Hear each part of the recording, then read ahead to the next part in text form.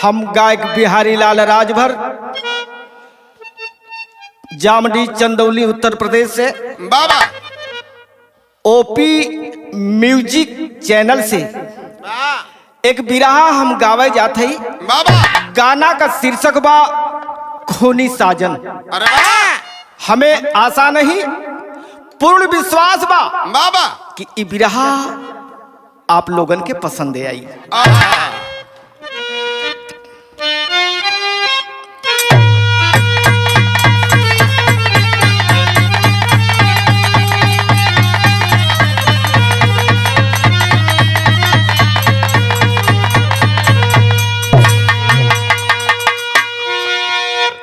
नारी की ममता है सागर से गहरा, नभ से भी ऊंचा है नारी की गरिमा। बाबा नारी ही देवी है, नारी ही पूजा है, नारी ही मानव की पावन है महिमा। जन्मदाता वही, विश्व माता वही, अरे नारी ही जो की ज्ञाता कहाती। अनुसुईया सीता सावित्री वही है, बलि करी के चंडी विधाता कहाती।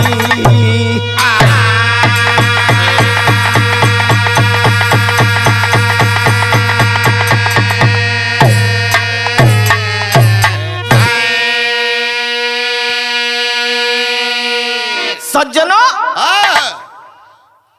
नारियों को इतना भारी सम्मान हमें कहा ना कि हमें आशा नहीं पूर्ण विश्वास है कि आप लोग को बिरहा पसंद होगा। नारियों को इतना भारी सम्मान, नारी देवी है, नारी सीता है, नारी अनुसुईया है, नारी दुर्गा है, इतना सम्मान दिया जाता है मेरे दोस्तों। लेकिन ये धरती पे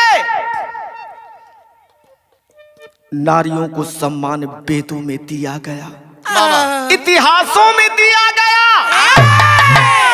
लेकिन समाज में कितना भारी इनका दर्जा है मैं नहीं कहता, मेरा इतिहास बताता है। सतयुग, त्रेता, द्वापर, कल युग में नजर उठा करके आप लोग देख लें कि नारियों को कितना भारी सम्मान मिलता है मेरे दोस्तों। हमारे कवि जी लिखलन एक तर या गुलाब भैया कौन हो?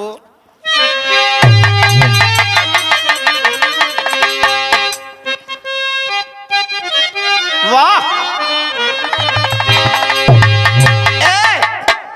भैया हमार संकेत देहलन का इतने करीब, इतने करीब आके दगाते गई मुझे।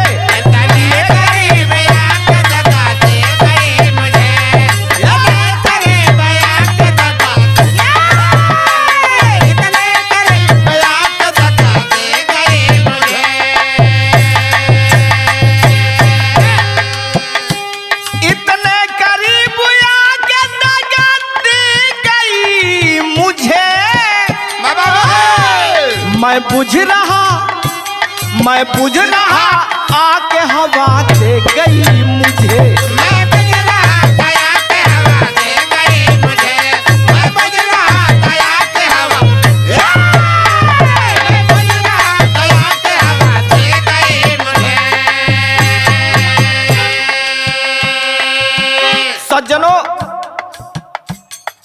मेरे गीत पर ध्यान दीजिएगा, कवि जी के लिखावट पर।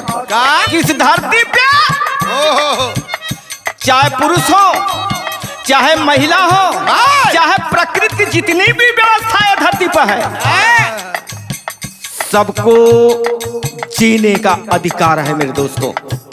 कवि जी लिखलन का इस धरती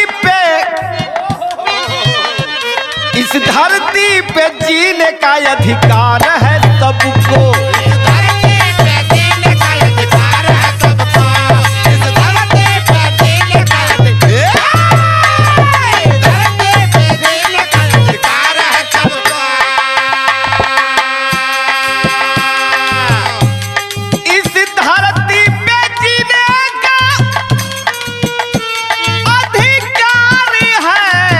सबको,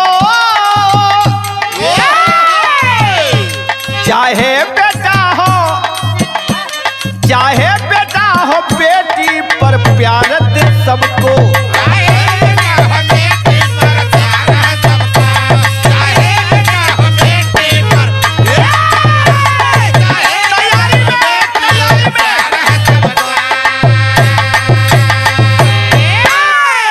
सबको समान अधिकार मिलना चाहिए मेरे दोस्तों। लेकिन कवि जी लिखलन का, एक जहां सिया सावित्री को सम्मान मिला है, रिश्ते को देने वाली को स्थान मिला है, वही नारी समाज का अपमान हो रहा। सौदेबाजी में मानो ही ईमान धो रहा। ऐसा लगता रहेगा जब कलंक का टीका, बेटे बेटी का प्यार भी हो जाएगा फीका। दहेज रूपी हवा में समाज उड़ा है, अपने कलेजे में मारा अपना ही छुड़ा है।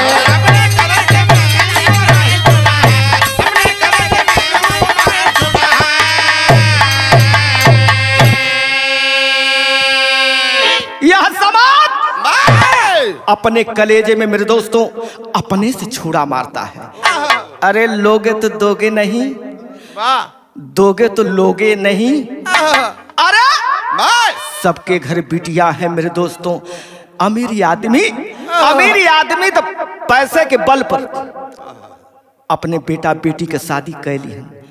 लेकिन दोस्तों गरीब की हाल मैं बता रहा हूँ। गरीब कैसे अपने बेटी बेटा का शादी करेगा मेरे दोस्तों? शादी करने के लिए पैसा चाहिए ना। लेकिन समाज अपने से अपने कलेजे में चाकू मारता है। ए बाबू, एक दिन बंबई का रहने वाला गोविंद का लड़की सरिता जवान हो चुकी थी। गरीबी अवस्था में सोचे लगनन कि आज के समाज इतना गंदा बा, अपने बिटिया का हम शादी कैसे करब हो। एक दिन गोविंद का दोस्त गोपाल उनके यहाँ जाता है, गोविंद के पास। गोविंद का धूमिल चेहरा देख करके गोपाल कहता कि दोस्त, जिंदगी में पहली बार तेरे चेहरे पर धूमिलता देखा है रे पगला। क्या बात है? क्या बात है? मेरे वार्ता में खुटखाट न हो। क्या बात है? तेरा चेहरा धूमिल है। ए बाबू, गोविंद कहने लगा कि गोपाल, मैं क्या बताऊं, मेरी लड़की जवान हो चुकी है। आया है मेरे दोस्तों। इतना बात सुन करके बाबू गोपाल हंसने लगा। अरे पगला, दोस्त वही की दोस्त के काम आए। अरे तेरी बेटी तो मेरी बेटी, चल। आया है गोपाल गोविंद की का समझाओ थोन। ए मास्टर साहब, एक तर्ज आल।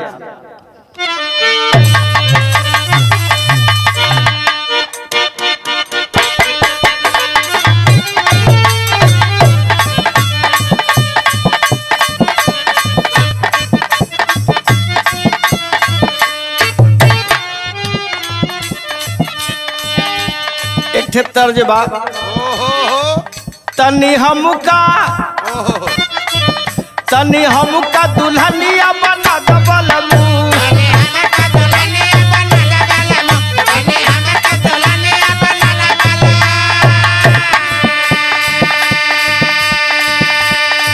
यही तर्ज में गोविंद गोपाल से अपने दिल का व्यथा बतावत हूँ। छाई मनवा में खुशियाँ कया सम्मितवा,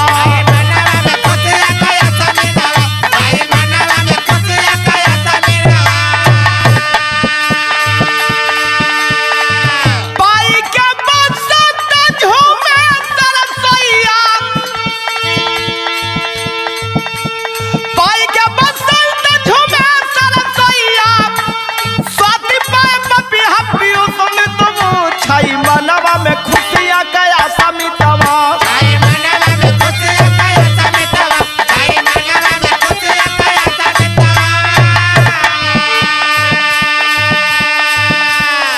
गोविंद बतावे लगना गोपाल से कि ए दोस्त घरवा सयान बेटी सरिता कुंवर हो।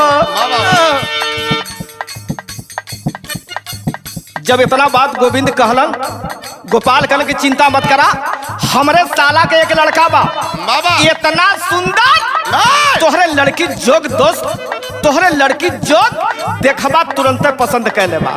गोविंद हंसे लगना गोपाल का बात सुन करके। गोपाल बतावा लगना कि हमरे साला के एक लड़का बड़ा सुंदर बा।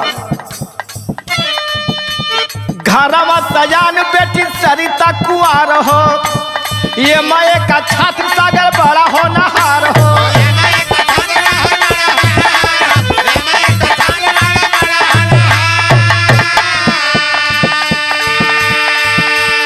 बतावत हूँ अरे सरिता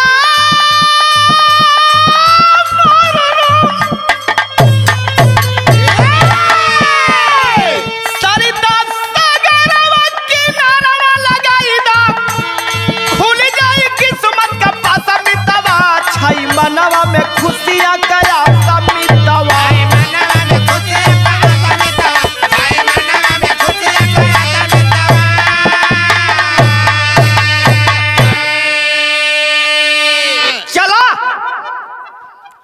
हमरे साला के एक लड़का बा, हिताई नताई के बाद दबाव में शादी हो जाई, कम्मे में हो जाई बाबा। मरता क्या नहीं करता बाबू। गोपाल लेकर के गोविंद को यानी लड़की के पिता सरिता के पिता को लेकर के बाबू चल देता है दिखाने के लिए। डहरी में समझावत हो कि तन को मत घबरा, हम जमन कह दे तौना होई ए गोविंद दोस्त। का कहलन रिश्ता बा पुराना काफी पहुंची दबाव हो, आज सामाजिक रीति से प्रीति का सुझाव हो। बाबा गोपाल समझावत हूँ। कहलन का कहलन कि अरे पगला तू इतना आस गिरावत हुआ, एक रस्सी पत्थर के काट देले तो हमार बात हमरे साला के ना लगी। चल भाई कह रहा है मेरे दोस्तों, अरे कितना कठोर कट रस्सी से पत्थरवा, सबसे बहादुर प्रयास मितवा, छाई मनवा में खुशियां कया समितवा।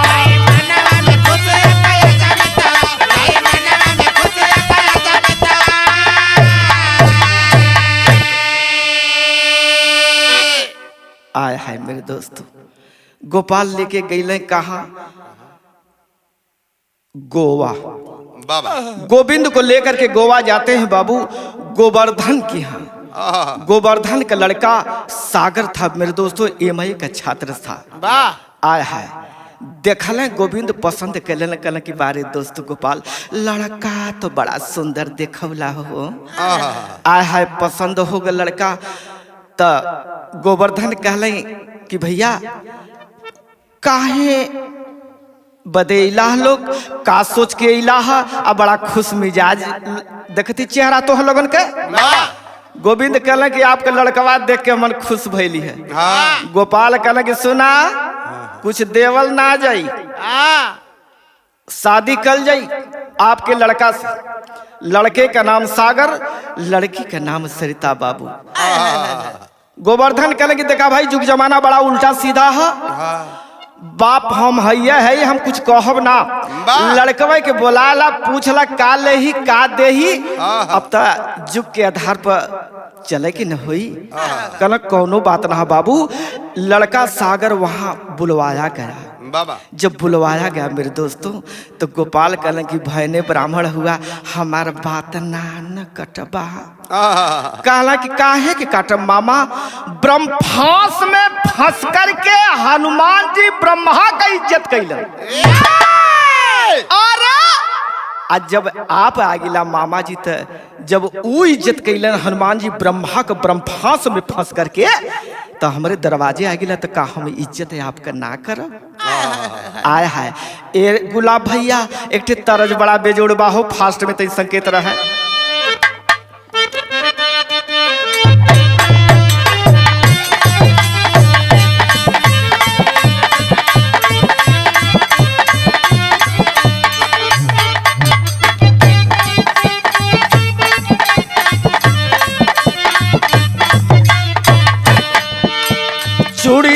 चट चट तोड़ला हमारी अरे नरमी कलैया मरोर के नाम मनबाइए राजा जी अरे खाटी का पाटी तोड़ के मनबाइए राजा जी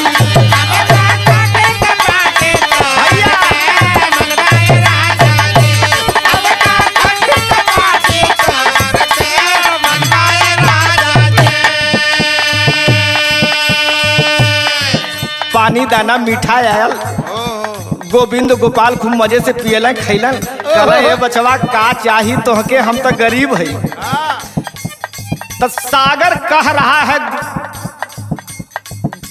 गोपाल और गोविंद से आदर के नाते कपी फंसे ब्रह्म फसिया हो हमारे मामा जी हजार हो हमारे मामा जी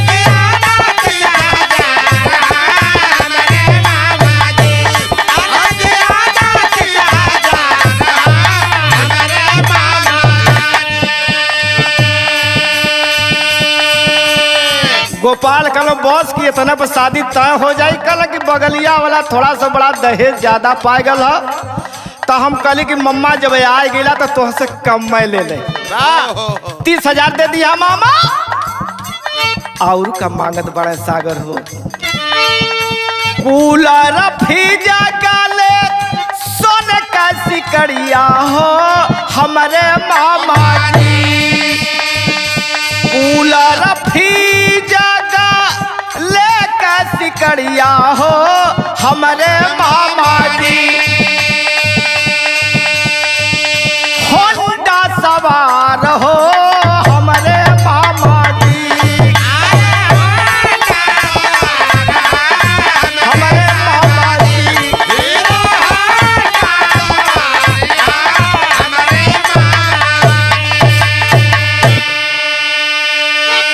कूलर दे दिया फ्रिज दे दिया सोने के सिकड़ी दे दिया हीरो होंडा मम्मा होखत दे दिया दयात कार पौले बा लेकिन हमके हीरो होंडा दे दिया कल ये बचवा चला जब तो हर मांगे बात कसहूं पूरा कहल जाई ए बाबू रिश्ता तय हो गयल तैयारी होए लगल शादी के मेरे दोस्तों जब गोविंद अपने घर अइले तो अपने मलकिन से कहले कि ये मलकिन रिश्ता तो तय हो गल शादी की तैयारी करा आय हाय सरिता के मेहंदी सखी सहेली लो लगावत ही हो ए मास्टर साहब एठे तर्ज लगल सोहर के गीत लगल हो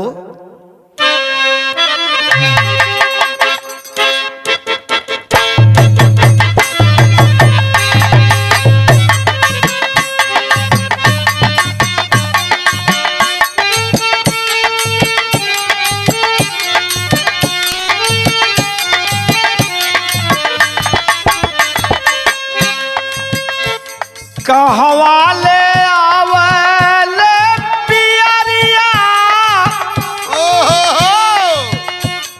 कहवाले आवले पियरिया पियरिया लागल झालर हो मोरे सखी हो कहवा से आवे लासीन हो रवा भरले से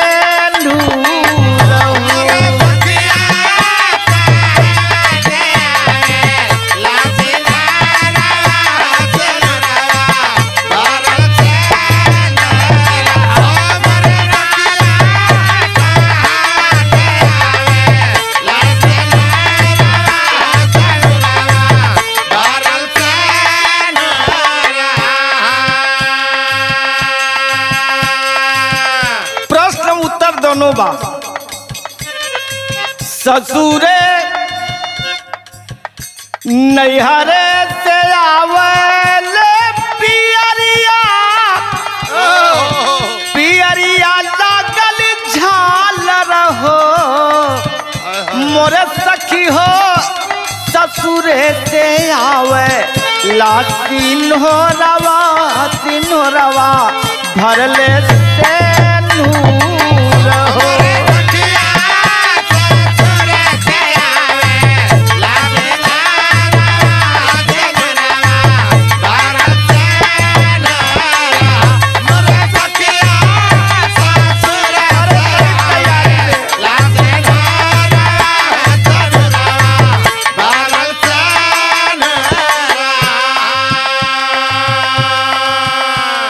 आप लोगन के मनोरंजन बदे सुना देवल जाला, लेकिन तैयारी शादी का होत हो। सखी सहेली जितना रहे जुट करके सरिता के मेहंदी लगावत है। आए हो मैया सजत ही सरिता बड़ी बड़ी कल्पना सजौले ही मेरे दोस्तों, जैसे हर बहन बेटी अपन सपना सजौले रहेली। भाव देखे सखिया लगावे ली हरदिया बाबा हथवा में हादिया न हो अंगना झूम झूम गावे ली सहेलिया हो नवेलिया मंगल गीत गावे हो।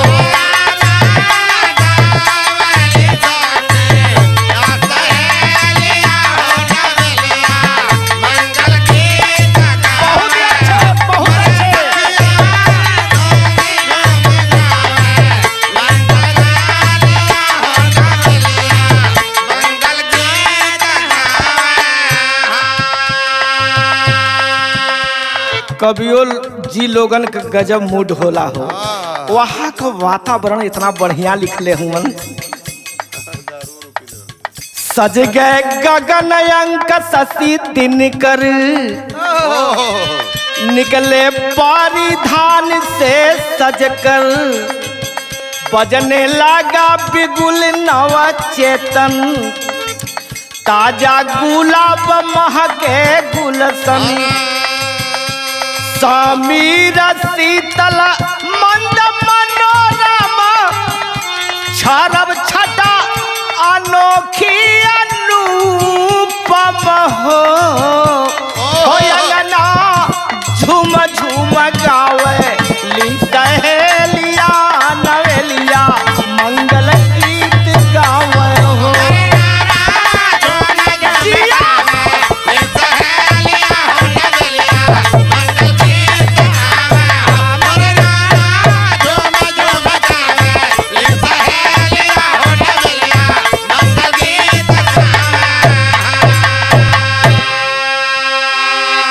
बा भैया नजर में नजर मिलेगा तो हम ईश्वरों से गवाही देव। हाँ लेकिन भाव देखे मेरे दोस्तों, ये हर सजा लगली सरिता हो वो हर सागर माथे पर सेहरा बधा है मेरे दोस्तों। सज धज के बारात लेके अलन हो। अच्छा बारात सज धज के आइल लगल पानी पियले शादी मड़वा में बैठल। और जब शादी मड़वा में बैठल तो जनता हुआ कि गाड़ी गलौज पर मार हो जाला, खून हो जाला, मर्डर हो जाला। मन कई गोल होले। हाँ मन कई गोल होले। हमारे बड़का भैया उस समय गाड़ी इतना मेहरारू बैठ के देते हैं गांव घर का, लेके वो घड़ी सब बर्दाश्त करला हो। पानी पी पी गरिया ए बाबू गाड़ी का देली समधि के, अरे समधि के समधि साले का बहिनी बाटी छिनार समधि के।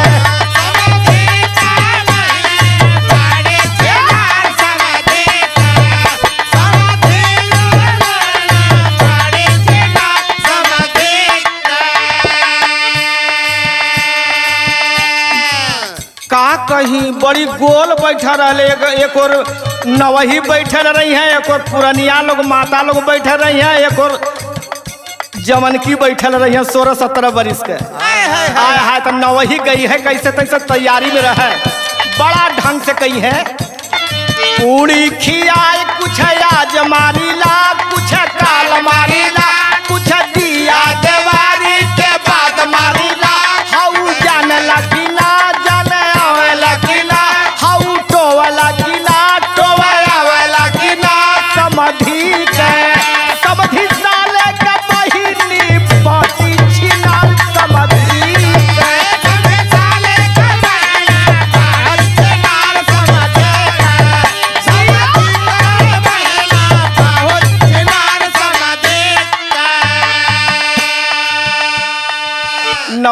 जब गाय ली है तो पुरनिया माता बोलो कहीं के अरे का तू फुहर गावत ही रे, तो वही में जौन पढ़ा लिखा रही है वो अपन परिचय दी है, का गई दी है का ओ माई डियर गजब ब्यूटी तोरे कमरा में लागल हमार ड्यूटी, अरे वो पेन लहंगा सटर डोर समय लगेगा 24 मोती झल के समाधि साल का पहिली बाटी छिनार समाधि सबसे साले कमाया बड़े छिनार समझेगा, सबसे साले कमाए बड़े छिनार समझेगा।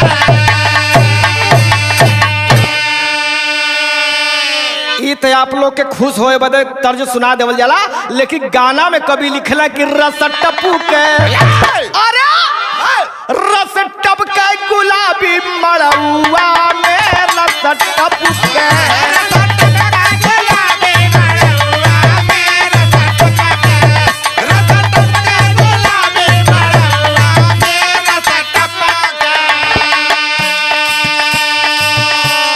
आया है नाऊया पंडित लोहार अगुआ गम के केसर केवड़ा दूल्हा बबुआ छाई बहार उमंग ताजा गम गम गम के गुलाब राजा रस टपके गुलाबी मड़ुआ में रस टपके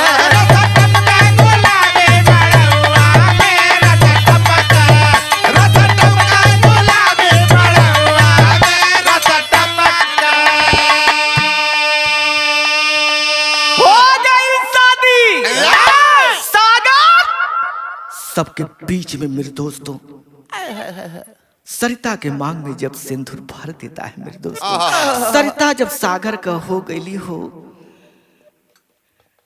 उस समय इतना धन दौलत चाहे लड़का पक्ष हो चाहे लड़की पक्ष हो अपने पुरुषार्थ के द्वारा धन दौलत बिरहा गवावला ऑर्केस्ट्रा गवावला नाच गवावला धोबियऊ गीत गवावला जी के जवने आटे बड़ी खुश होले, लेकिन एक घड़ी ऐसी आती है मेरे दोस्तों विदाई का पहर जब आता है मेरे दोस्तों, सरिता की विदाई जब होने लगती है बाबू, गरीब सरिता के करुणात्मक भाव करुणात्मक आंसू को देख करके के करे आंख से आंसू ना गिर गए मेरे दोस्तों।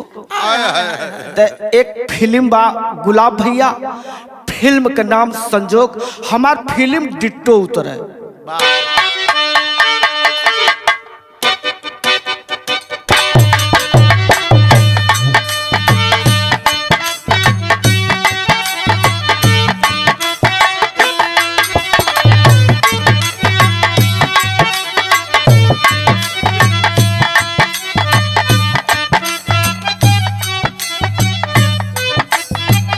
बहुत ही अच्छे बहुत अच्छे। You you you you you you you you you you Yashoda के नंदी लाला ब्रिज का उजाला है, मेरे लाल से तू सारा जग झिलमिला यू यू यू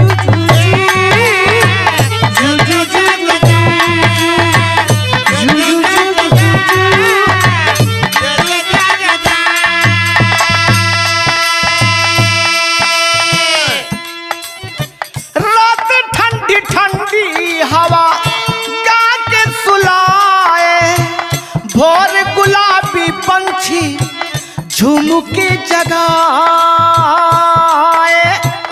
यशोदा के नंदी लाला ब्रिज का उजाला है, मेरे लाल से तू सारा जग झिलमिला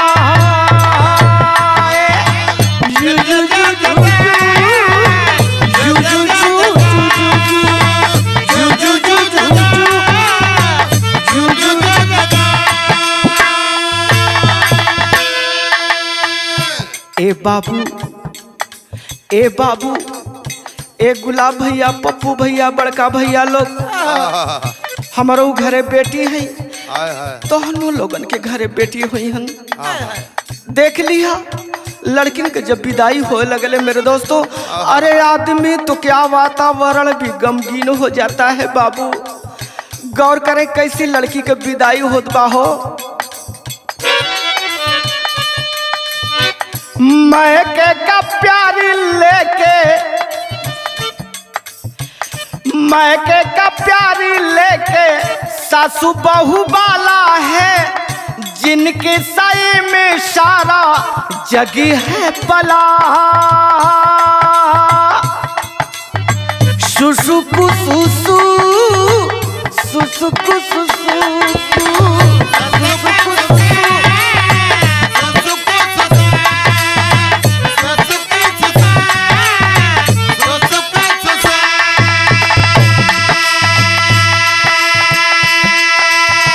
बाहर रीति रिवाज, बाहर रीति रिवाज, माई बाबू पाल के पोस के पढ़ाई के लिखाई के खियाए के अपने बिटिया बेटवन के इतना बड़ा करल। अच्छा देखा वो दिन करेजा फाटे लगला दोस्तों, करेजा फाटे लगला हो जब लड़की की विदाई होए लगल। माँ को ये पता नहीं है कि मैं कहाँ हूँ, मेरी साड़ी किधर फहरा गई है। गोविंद सुन करके करुणात्मक लड़की की रुलाई सुन करके गोविंद भी बेहोश हो जाता है। अरे बिटिया आज परंपरा नहीं लगा होता तो अपने बेटी का विदाई ना करे। कह रहा है मेरे दोस्तों कितना सपना सजौले हैं हो सरिता। माँ का प्यार छूटा, आय हाय जे पढ़ा लिखा भाई हो ध्यान दे लेखनी पर। लड़की का छूटला हो, का छूटला। माँ का प्यार छूटा दूजे बधाई, बिहार कले जमाई नैनी छल छला।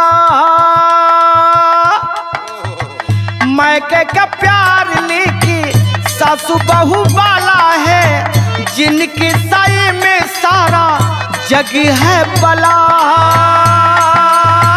सुसुकु सुसु सुसुकु सुसुकु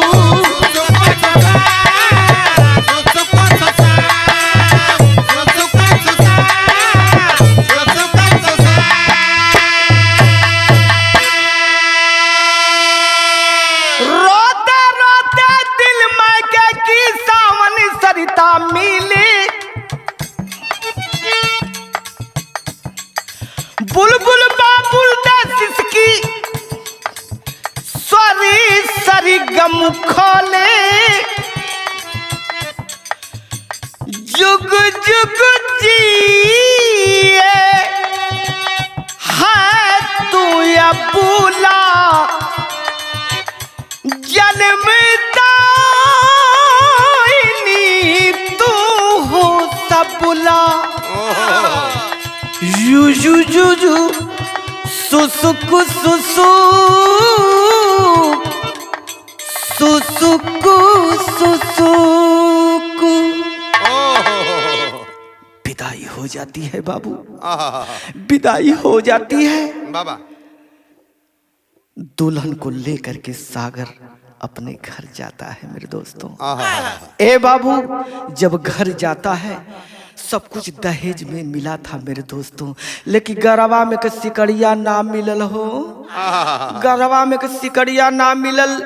जब अपने घर लेके दुल्हन को सागर जाता है, सागर का बहन देखली सागर का गरवा, कहले कि ए भैया अरे हीरो हिंडा मिलल, फ्रिज मिलल, कूलर मिलल। अरे ए भैया गरवा के सिकड़िया मिलल।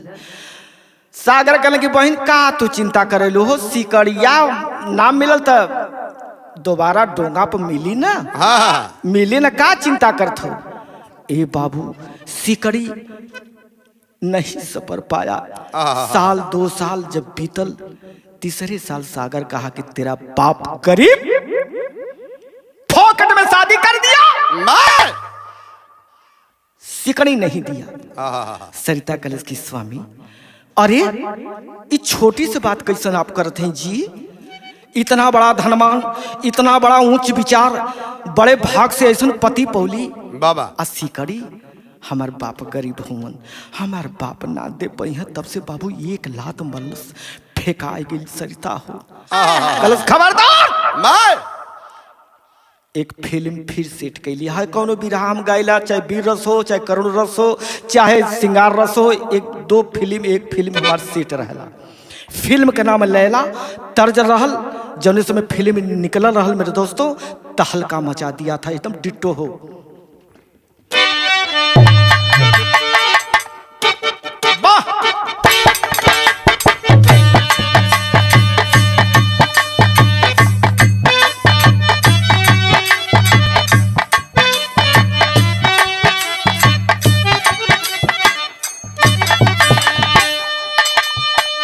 गंगा पौड़ के सजिंदा पौले है, गुलाब भैया के पौले है, बड़का भैया के पौले है, पप्पू भैया तो वो तो मेहरारू के ज्यादा प्रेमी हमन।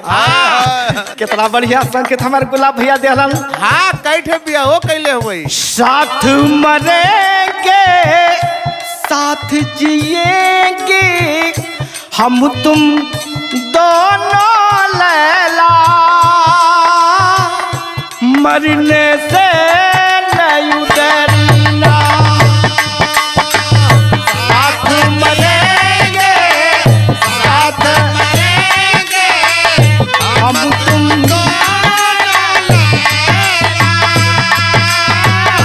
मरने से नहीं डरना। साथ मरेंगे।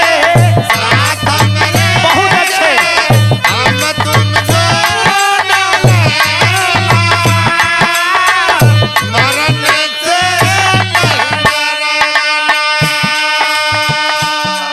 तनिक रहम नहीं लाता है मेरे दोस्तों, तनिक से दिल में दया नहीं। अरे लात मार दिया, फेंकाए गई सरिता। अरे कहिला न हो, पुरुष प्रधान देश, वेदों में नारियों को सती सावित्री कहा जाता है, सती अनुसुईया कहा जाता है। अरे नारी तो वो कमाल कर दी है धरती पे मेरे दोस्तों, बताओ में बिरहा हमार बड़ हो जाई। नहीं तो हम बता दें कि मर्दों के अपेक्षा इस धरती पे नारियों का योगदान ज्यादा है मेरे दोस्तों, बहुत ज्यादा है। कोई ऐसा है कि जिंदे जी अपने मृतक पति का प्राण खींच करके जमराज से मेरे दोस्तों सती सावित्री खींच करके लाई। भाई प्रमाण हम दे तो लेकिन बिरहवा बड़ हो जाए, लेकिन पुरुष प्रधान देशा न हो, पुरुष प्रधान देशा। सरिता उठ के खड़ा होके हाथ जोड़ के कलश की, ये सैया अब हमके मत मारा हो, लेकिन पापी के दिमाग में सिकड़िया न गूंजत बाई की सरिता गूंजत बने। वाह, पीछा के जलिया, पीछा के जलिया, जाली मुछलिया, सूखी बाग की हरिता, बिलख रही है सरिता। पीछा के जलिया, जाली मुछलिया, सूखी बाग की हरिता, बिलख रही है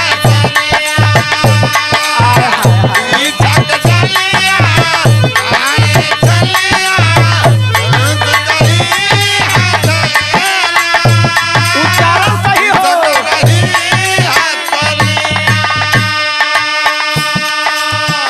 हो बिलख रही है सरिता, बिलख रही है सरिता। लोभ बला है किसी को छला है, अबला परम पुनीता, बिलख रही है सरिता। लोभ बला है किसी को छला है,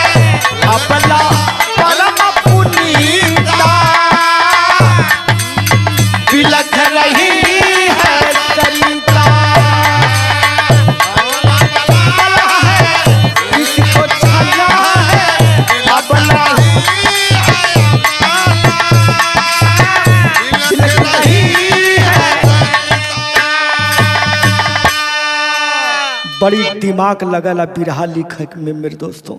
इतना शब्द इतना बेजोड़ लिखे हैं। बाहर नंदलाल कवि जी मालिक करें कि आप अभी जिंदा हैं और जिंदा रहें।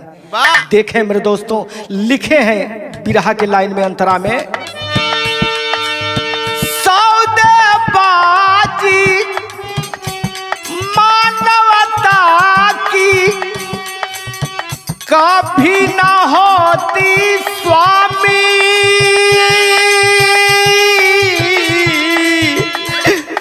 कभी न होती स्वामी।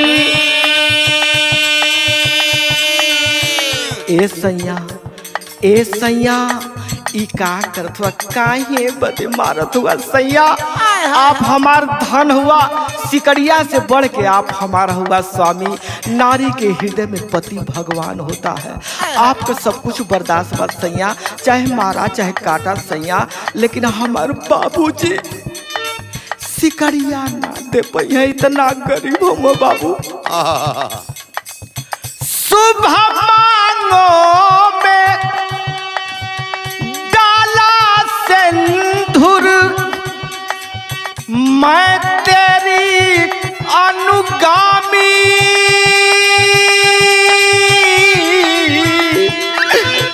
मैं तेरी अनुगामी। कंगना बधा के मेहंदी रचा के, कंगना बधा के मेहंदी जला के, कहाँ मिलेगी सीता? बिलख रही है सरिता। कंगना बधा के मेहंदी जला के, कहाँ बिलख रही है सरिता। कंगना बधा के जला के, बहुत अच्छे बहुत अच्छे।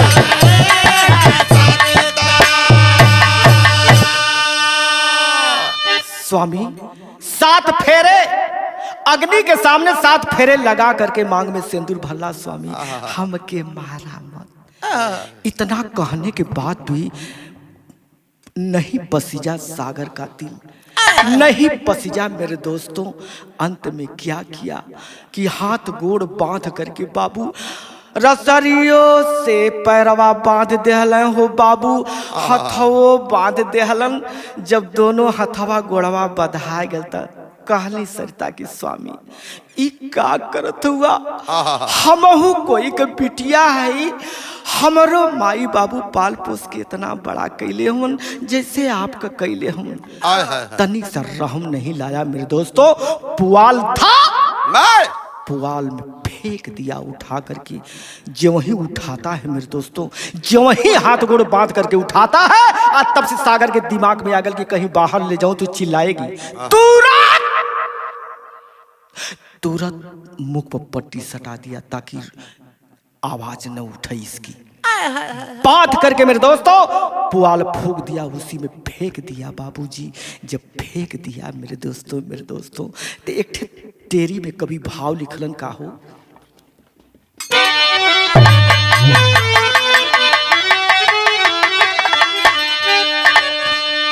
अरे मानवता की कुर्बानी हो गई,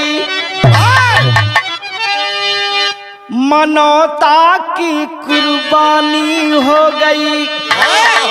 दहेज हुआ दुशासन होत धर्म की हानि, मानवता की कुर्बानी हो गई। दहेज हुआ दुशासन होत धर्म की हानि, मानवता की कुर्बानी हो गई। दहेज हुआ दुशासन होत धर्म की हानि, मानवता की कुर्बानी हो गई। फिर से बोलो कभी। मानवता की कुर्बानी हो गई। सवारी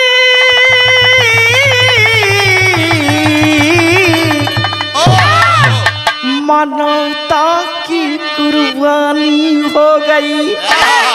दहेज हुआ दुशासन होत धर्म की हानि, मानवता की कुर्बानी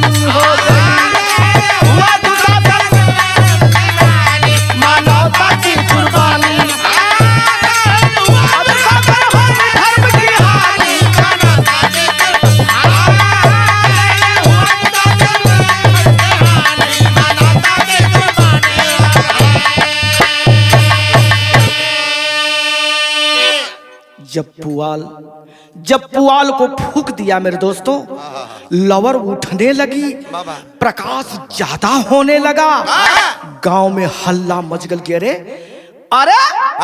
ये क्या केकर गाज फूकाई गल ये बाबू।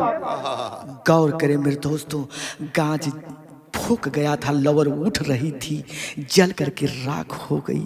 जब राख हो गई मेरे दोस्तों, तो राखों के बीच में एक मेहरारू जल कर पड़ी है मेरे दोस्तों। हल्ला मच गया मेरे दोस्तों, बाहर समाज तुरंत गांव वाले थाने पे खबर लगाते हैं। तुरंत थाने पे खबर जाती है मेरे दोस्तों। दरोगा जी 10-20 पुलिस वालों को लेकर के जब वहां पहुंचते हैं मेरे दोस्तों, तो देख रहे हैं, क्या देख रहे हैं, कवि जी पोपट के लाइन में भाव लिखलन।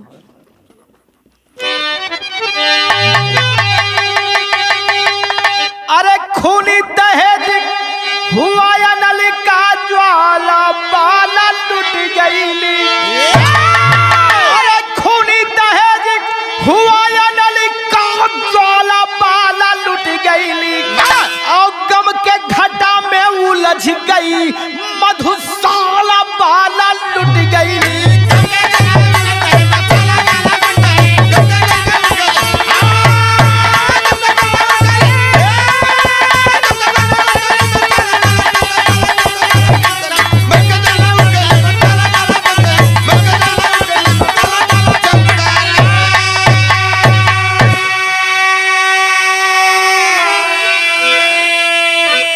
मचा कोलाहल पहुंच गई है, खबर तुरंत कोतवाली हूँ। पकड़ गया है नीचे अधर्मी, जो लूटा सुमन की लाली हो। अरे खुल गया है बंद गृह का ताला, बाला लुट गईली। कब तक फेरी समाज कलंकी, माला बाला लुट गईली।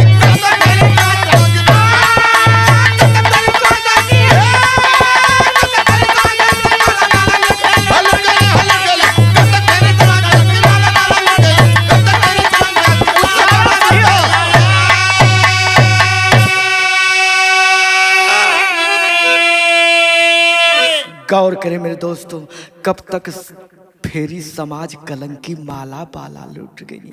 कब तक बेटी जलावल जई है, कब तक बेटी मुआवल जई है।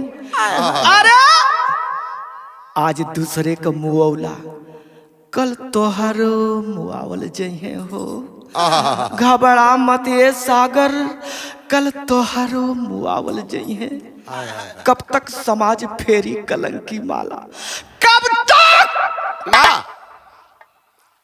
दूसर का अंतरा में कवि जी मूड बना के लिख ले, उन कौन लिख ले हो। बसे दोनों एक डाल में, एक फूल एक काटा हो। मानवता का बीज उगा के नवल चेतना बाटा हो। अरे जब से भूत उतरी ना, दहेज वाला बाला लुट गईली। तब तक रही है समाज के मुँह गोल बोल लुट गईली। गौर करें मेरे दोस्तों, कवि जी के लेखनी पर ध्यान दीजिएगा। ये विराट ठोस मेरे दोस्तों इतना शब्दों का मार किए हैं, अस्पष्ट कहानी संकेत आप लोग को मिल जाएगा दर्शकों को। आल्हा में कवि जी भाव का लिखलन।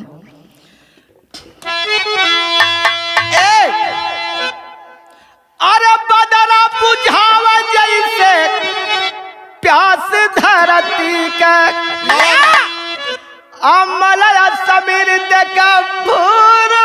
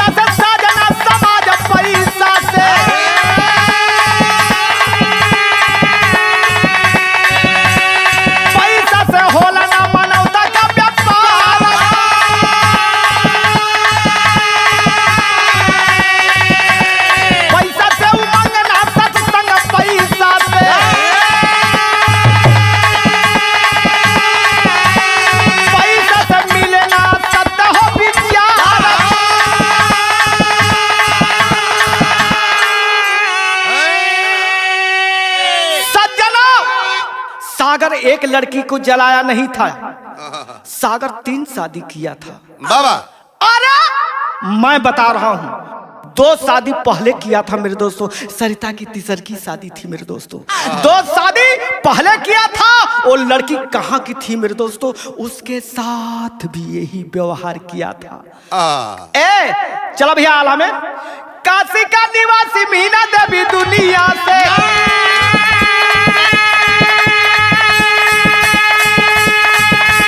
काशी का निवासी मीना देवी दुनिया से, दहेज नशा में बना गई ऋषिका। ओबरा निवासी पुष्पा देवी दुनिया में, सागर तीरा दया लूटा दूसरा सिंगार। नारी हो बिचारी होली बन की कोयलिया, जेकरे बोली में बहती रही मैया।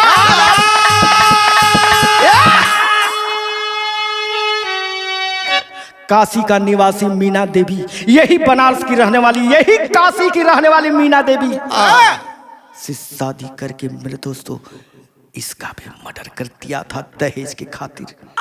ओबरा निवासी पुष्पा देवी, पुष्पा के साथ शादी करके मेरे दोस्तों वही व्यवहार किया जो सरिता के साथ किया था बाबूजी।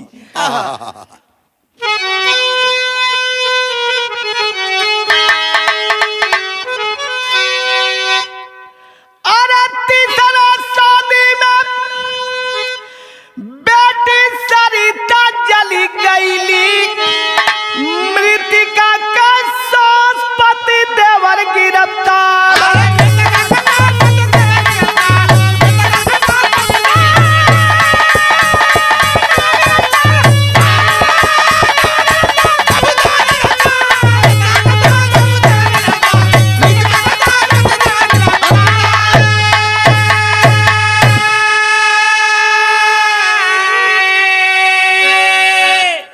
गौर करें मेरे दोस्तों, मृतिका का सास पति देवर गिरफ्तार हो जाता है मेरे दोस्तों।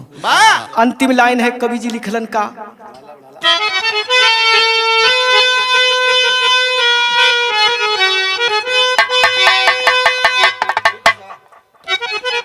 दहेज रूपी दानों के लगा दाया गिया, कब तक विपदा का मोटरी उठाई है बिटिया।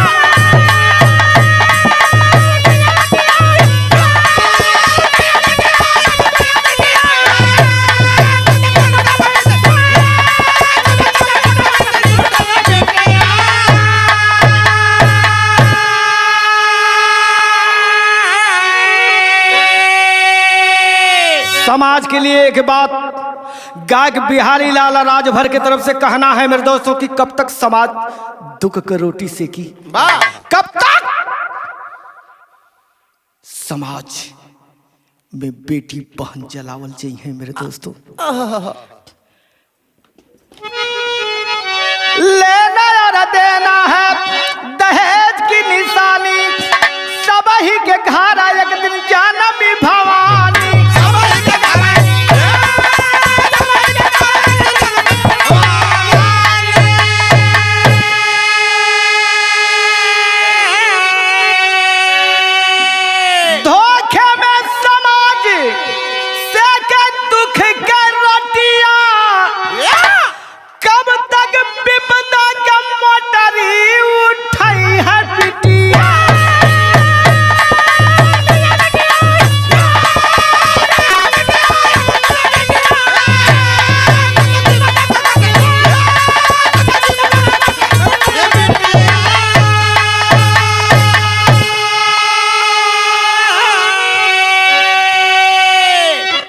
अंतिम लाइन में गायक और कवि का परिचय है मेरे दोस्तों। गुरु बिहारी गुरु गणेश बदलो समाज आए भाई, कथन करे नंदलाल कवि, सारद को शीश झुकाई।